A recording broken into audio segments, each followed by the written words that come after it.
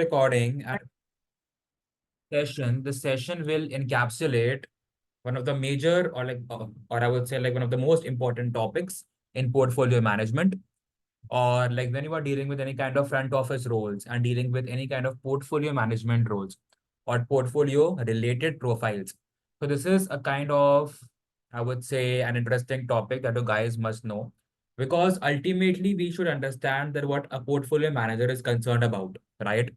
The portfolio manager is concerned about generating the return, and that amount of return is nothing but the alpha, right? Because ultimately the portfolio manager is getting paid to generate that return, right? Because he has to do some asset allocation, he has to do security selection, and like within that, he has to generate alpha. He has to generate that specific return over that specific benchmark. Now, like we have talked about, like what is alpha, like what is the asset allocation, what is security selection in the previous session. And also, we have also talked about a related topic. That's your CAPM model, the CAPA model, the capital asset pricing model. We have talked about that in the previous sessions, and I've also uploaded the recording of that session on the website. We have talked about the capital market line. We have talked about the security market line. We have talked about the different parameters into those models, like the risk-free rate, the beta, the market risk premium. So taking into consideration all those aspects or all those parameters that we studied previously, we'll try to encapsulate all those concepts into this model, which is nothing but the Fama decomposition of performance. This Fama decomposition of performance is used everywhere. It is used in each and every industry, company, which is related to portfolio management.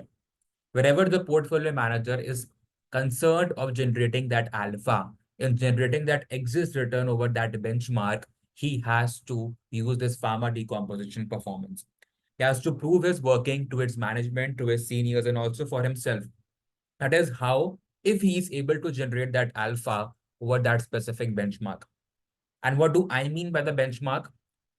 In the CAPA model, in the Sharpe ratio, like we have been talking about, the market generating exit return over that risk-free rate RF. We always have been talking about the market generating that exit return over the RF, that is a risk-free rate. But the RF is not always the benchmark in the real world, or RF might not be the benchmark in any of the cases in the real world. You have a specific index, a market index, which an active portfolio manager has to beat.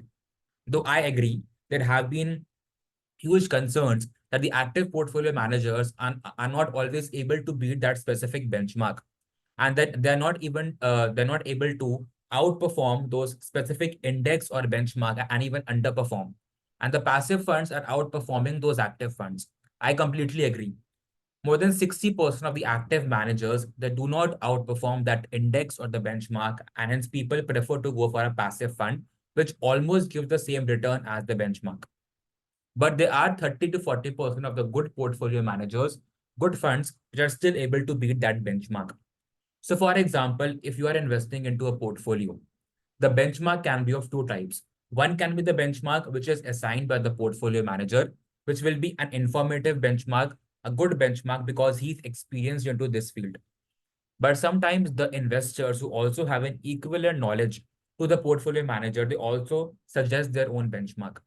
For example, if there is a portfolio consisting of large cap stocks, large cap good company stocks, in that case, the basic benchmark of the portfolio from the Indian context would be to beat either the Nifty 50 or the Sensex 30. In majority of the cases, it is Nifty 50. But it can happen that the portfolio manager has the benchmark of Nifty 50, but the client says he wants the benchmark at Sensex 30. He wants to beat Sensex 30 and not Nifty 50. So as per the client requirement, the benchmark might be changed. It might happen that there is a portfolio of small cap stocks. In that case, the benchmark might be the Nifty 250, right?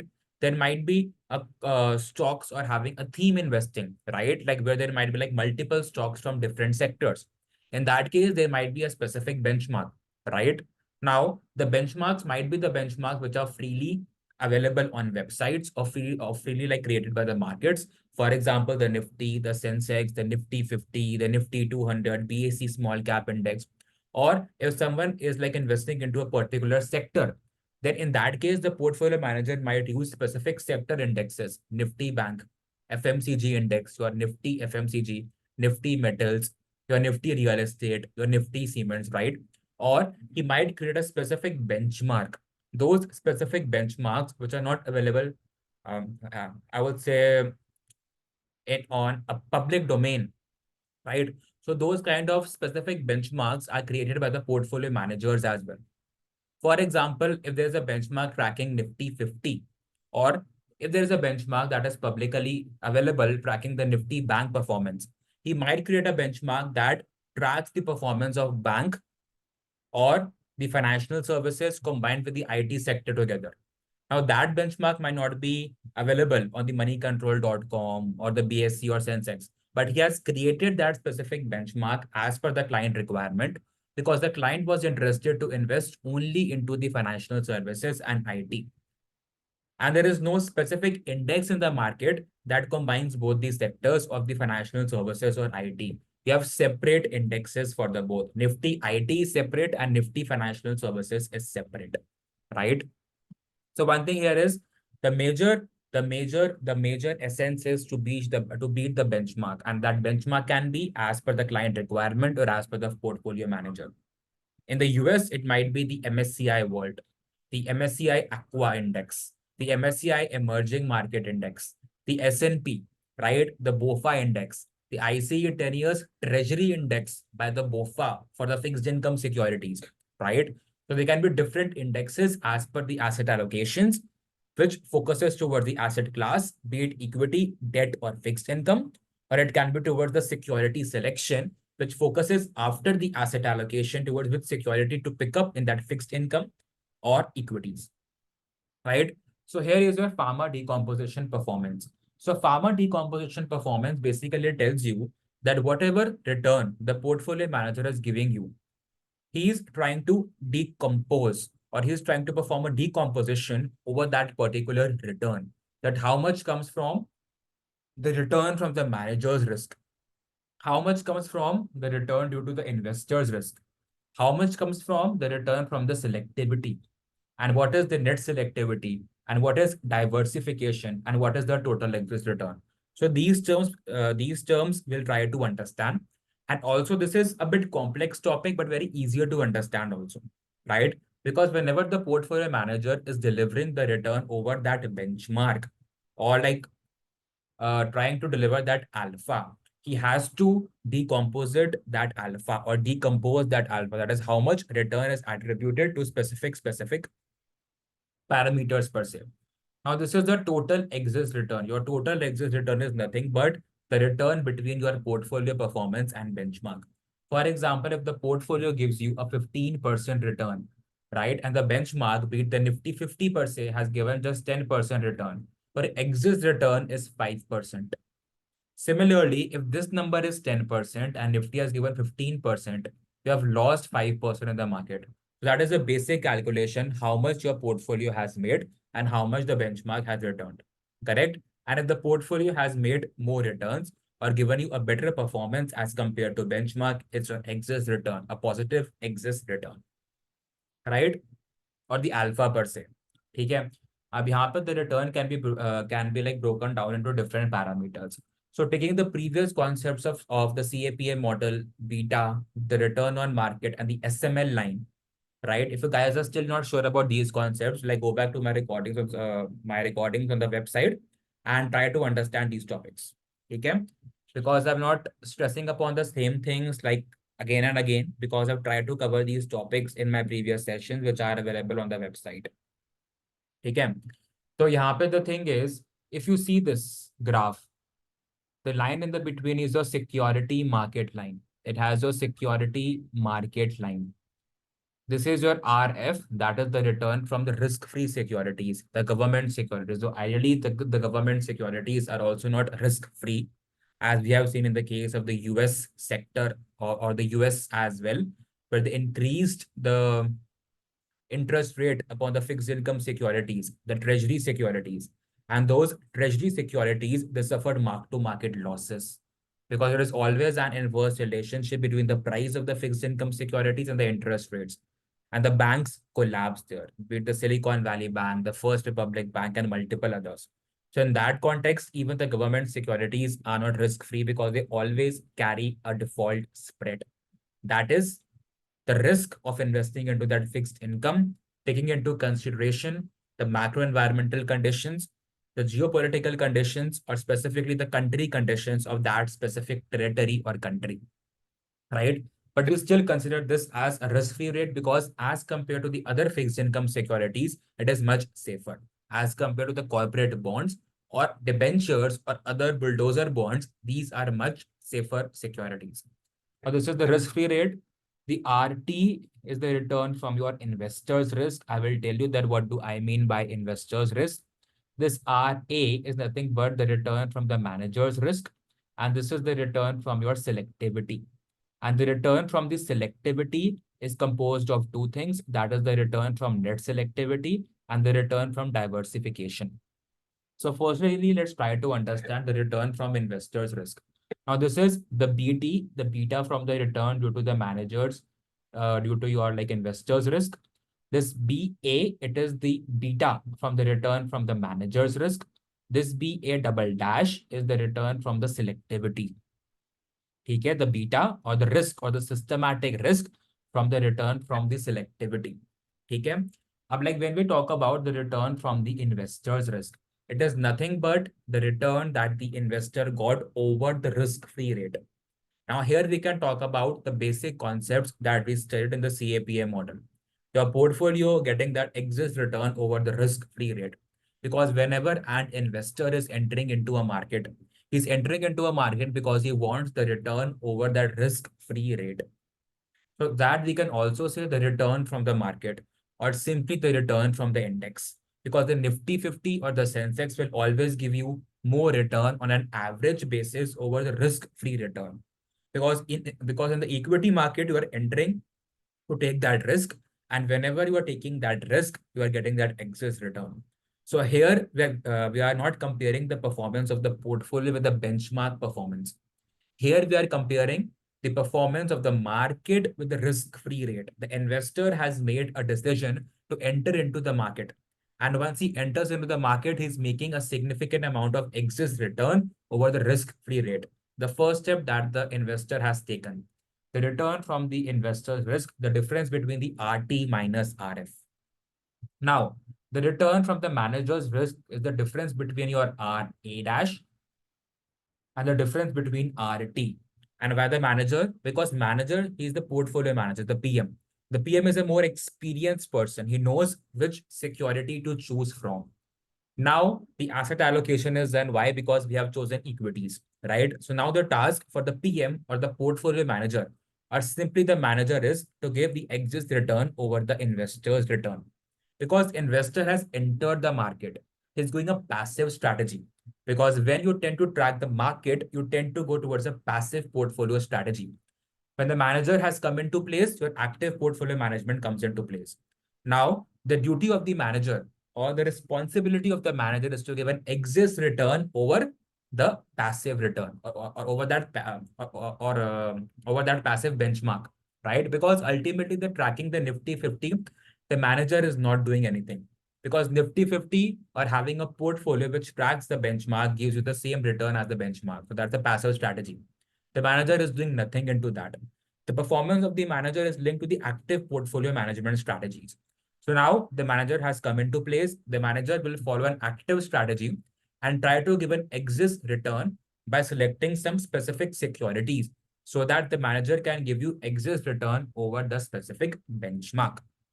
ठीक है? तो यहाँ पे whatever strategies a management does, or like all the whatever kind of strategies, the stocks or themes the management will pick up or the portfolio manager will pick up, that will tend to deliver an exit return over the benchmark. So that is the return from the manager's risk. And why do we call it the return from the manager's risk? Because the manager has taken that risk to buy those specific securities, to buy or sell those specific securities or like specific themes from multiple sectors to give the return over that benchmark. And similarly, why do we call it the return from your investor's risk? Because again, your investor has taken that risk to invest into the market index over the risk-free rate. because ultimately equity market is risky.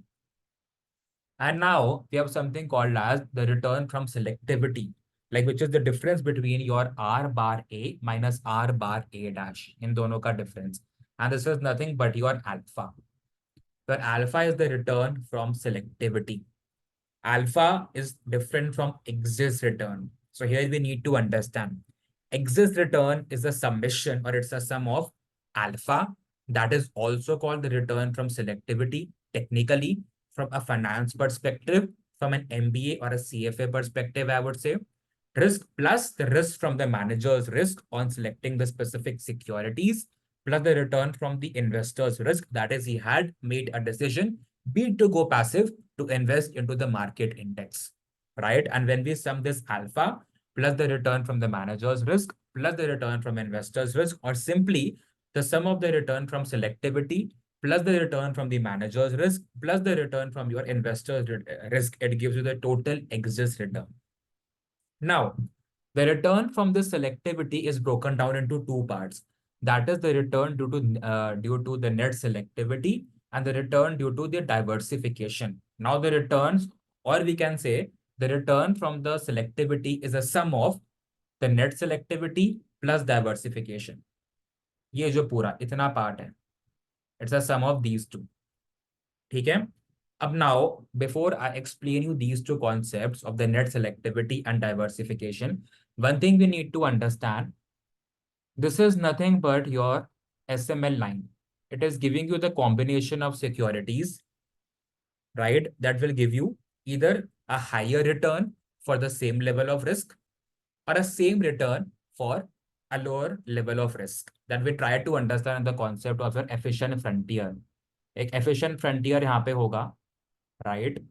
If you guys have studied my previous session, there is always an efficient frontier, which gives you a different combination of the risky securities, having a different combination of the risk and return portfolios. Where this M portfolio is the market portfolio. This M portfolio is a market portfolio, which is tend to be called as the most efficient portfolio, which is a combination of the risk-free assets and the risky assets. That is by investing into this market portfolio, which is at the tangency point of the SML line and the efficient frontier. I mean, by investing into this market portfolio M, which is at the tangency point of this SML line and this efficient frontier, you can buy and lend at risk-free rate.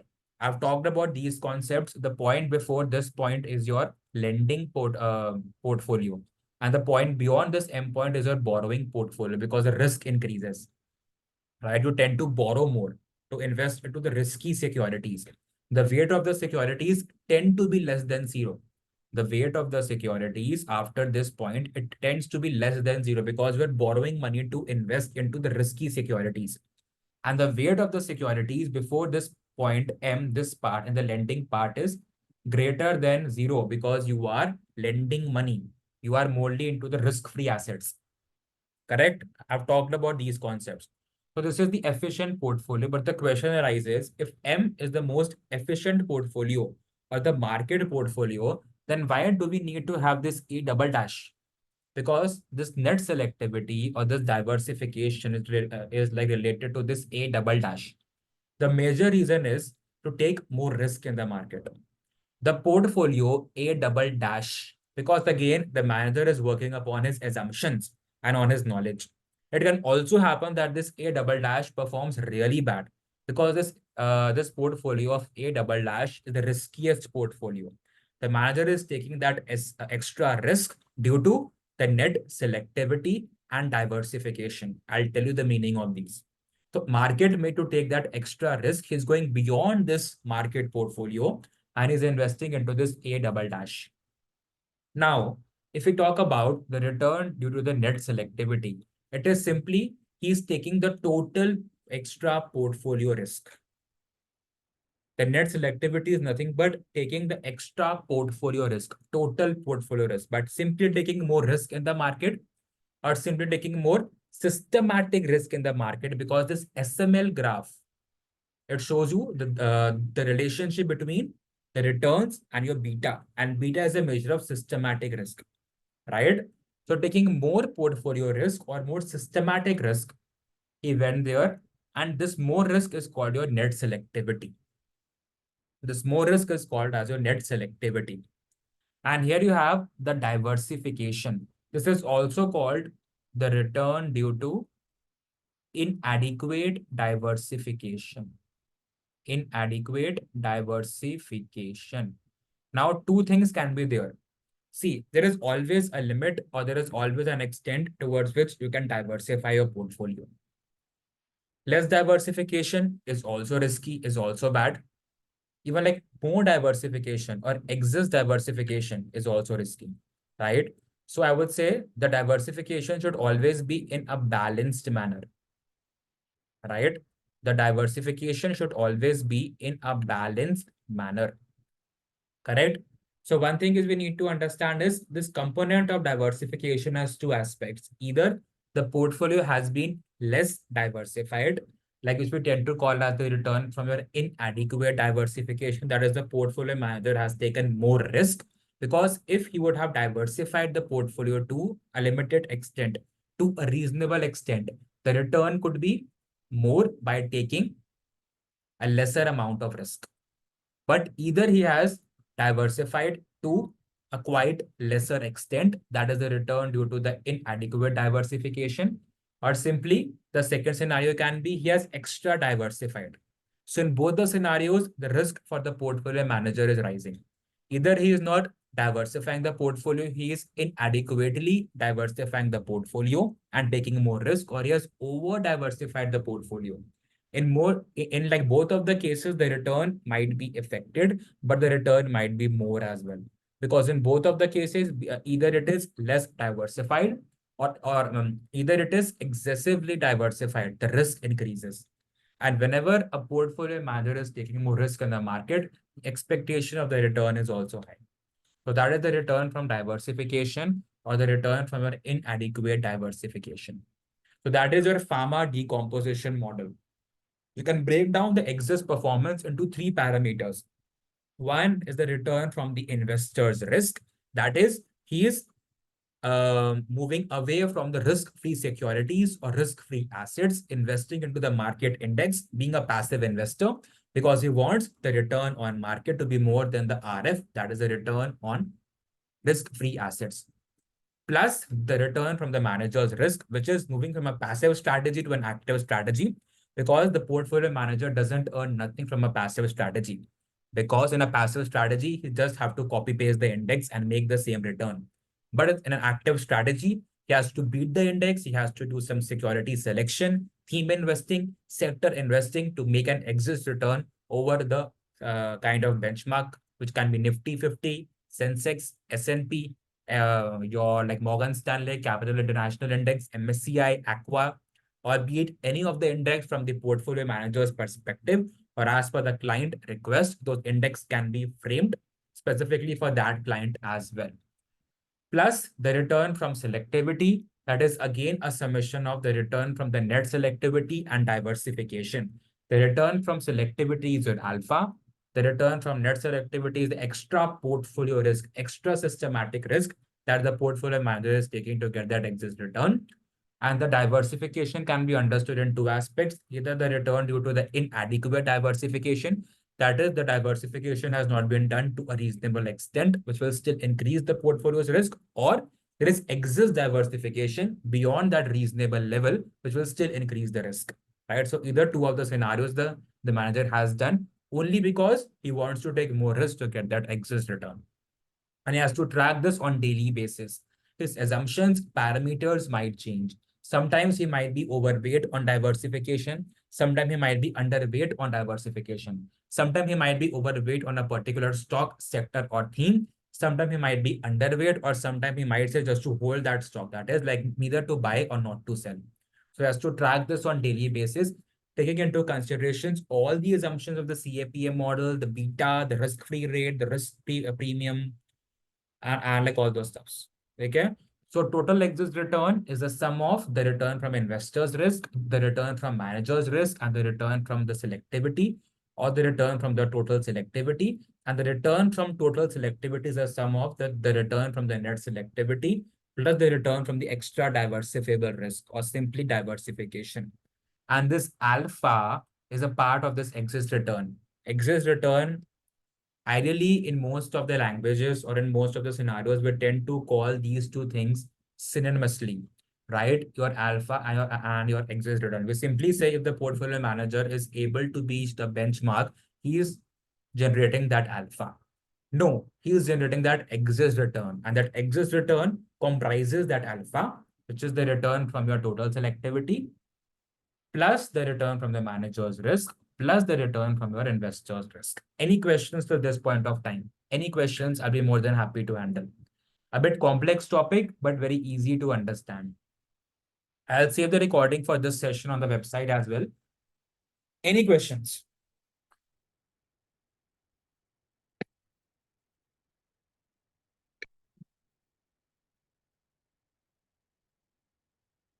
Yes, Umesh, the recording for the same would be saved on the website. And I would request all the participants who have joined in the call to watch this session at least one or two times, like as per their requirement or convenience on the website, like so that they understand these concepts. These are quite scientific concepts, I would say. Um, a bit tricky concepts, but if you're landing into a front office profile and you have to manage the portfolio of someone, or you have to track the portfolio, or you have to, because there are separate teams who are tracking the performance of the portfolio managers as well and publishing the reports for the same. Okay. So again, like those guys also need to know that if the portfolio manager has generated that exit return of 10%, how much is that alpha? That is the amount from your selectivity, the return from selectivity, how much is from the return from the manager's risk, and how much is the return from your investor's risk. So these things he has to consider. Okay, so in चीजों का you have to pay specific attention. So Raghav has asked one question that why would the investor risk translate to a manager's risk? Simple Raghav. For example, if your investor is getting that exit return over the risk-free rate by following that passive strategy, because ultimately is going towards a passive strategy, that is he's putting his money into that market index. He is doing an index level investing, or maybe like investing into Nifty, Sensex, S&P Poor, MSCI, right? So he might be doing an index investing, and that is called a passive investing. But if he wants an active return, he wants the return, or like he wants to beat that benchmark of Nifty 50 or Sensex or the MSCI. He has to appoint an active portfolio manager who will give him that return by selecting that specific securities which can beat that benchmark. Okay, that is why the return from your investor's risk will shift from the return to that manager's risk. And ultimately, to generate that exist alpha, he would be taking that exist beta or exist portfolio risk from a systematic point of view, or altering with the strategies for diversification. That is one thing you need to understand. Okay.